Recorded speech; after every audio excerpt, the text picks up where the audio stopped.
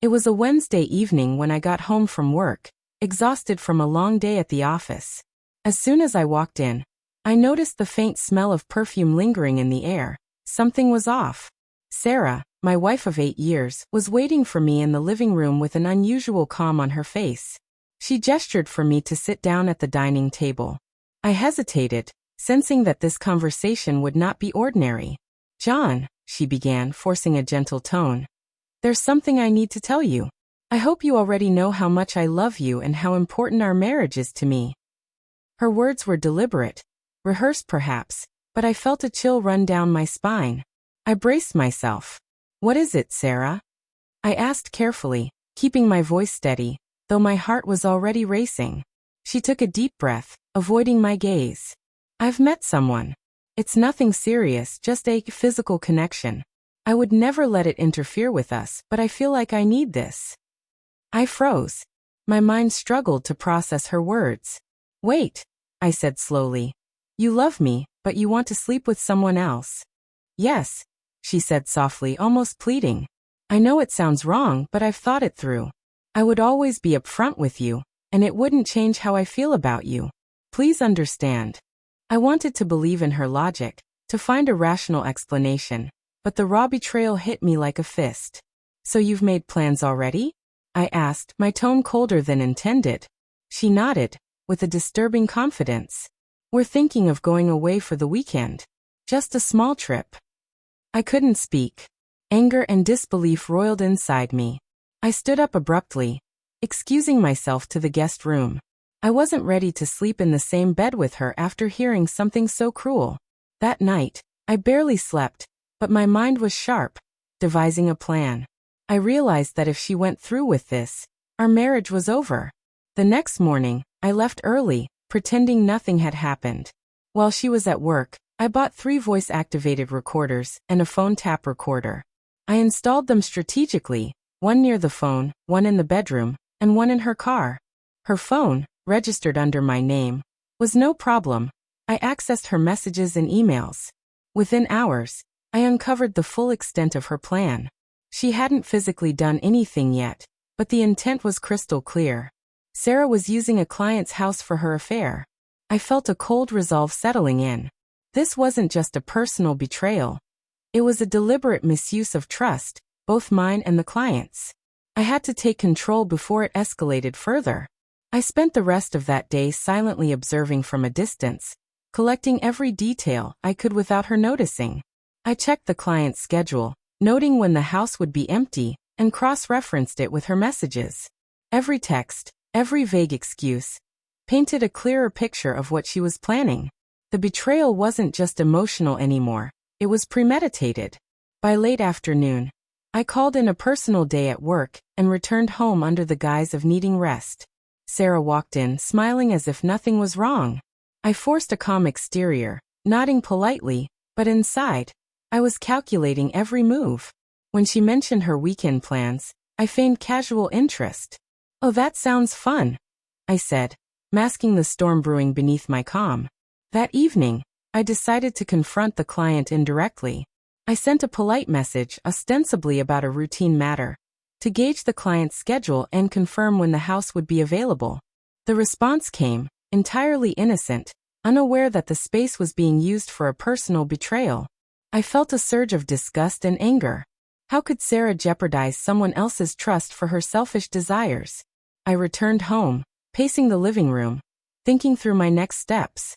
My mind shifted from disbelief to strategy. I realized that exposing her needed to be methodical. It had to be undeniable. There would be no room for her to twist the narrative or accuse me of paranoia. The recorders, the emails, the phone logs, everything would serve as incontrovertible proof. That night, I set the plan in motion.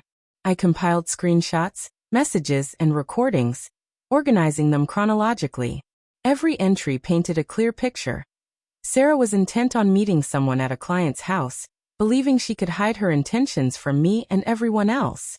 The level of pretense, the casual manipulation, shocked me. I was angry, yes, but also resolute. I waited until the next morning, when she left for work, and sent an anonymous tip to the client's office. I included dates, times, and locations, careful to remain untraceable. It wasn't about revenge for the sake of cruelty, it was about accountability. Sarah had crossed a line that couldn't be ignored. By midday, I started receiving updates from the client, who was deeply concerned and immediately acted to protect their property. My heart thumped as I realized the dominoes were falling. Sarah, so confident and composed yesterday, had no idea what was coming. I felt a mix of satisfaction and sadness. Our marriage was ending, but the truth was finally about to surface. By late afternoon, I received a call from the client's office. They had confronted Sarah after reviewing the evidence I had provided anonymously.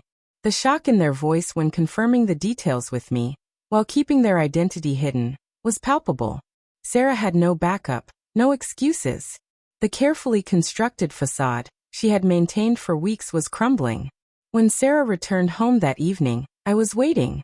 I didn't yell, I didn't cry. I simply sat her down and let her see the evidence. Screenshots, emails, messages, and recordings were laid out clearly, showing every planning step she had taken. Her face went pale as she realized there was no hiding, no rationalizing. "John, I can explain," she whispered, but I shook my head. I didn't need an explanation. I needed the truth acknowledged and the betrayal accounted for. "I trusted you with everything, Sarah," I said quietly. "And you used someone else's home to carry out this affair. There's no excuse for this, no justification. Our marriage, it's over." She tried to argue, to defend herself, but the calm weight of the evidence silenced every word. I had anticipated manipulation, but she had nothing left. The client had already reported the misuse of their property, and the consequences were unavoidable. Sarah was confronted with accountability on multiple fronts. Our marriage ending, the professional fallout, and the personal humiliation she had brought upon herself. In the following days, I initiated divorce proceedings. It was a difficult process, but having all the evidence made every step clear and justified. There was no ambiguity, no he said she said drama. Sarah could not claim innocence or paint herself as the victim. The truth was laid bare, undeniable and complete. As the divorce finalized, I found a strange sense of closure. The betrayal had cut deep, but exposing it allowed me to reclaim control of my life. I didn't feel vengeful anymore. I felt liberated. The lessons were hard, the pain real, but the narrative now belonged to me. No lies, no deception, just the raw truth of what had happened and the path forward. Looking back, I realized that the most important part wasn't the punishment or the exposure. It was preserving my own integrity. Sarah had chosen a path that led to destruction, but I had chosen to respond with clarity, strategy, and composure. The marriage ended, yes, but I walked away with my dignity intact, having ensured that the betrayal could never be denied or forgotten. The story was over, but the lesson remained. Trust is sacred, deception has consequences, and clarity is the ultimate power.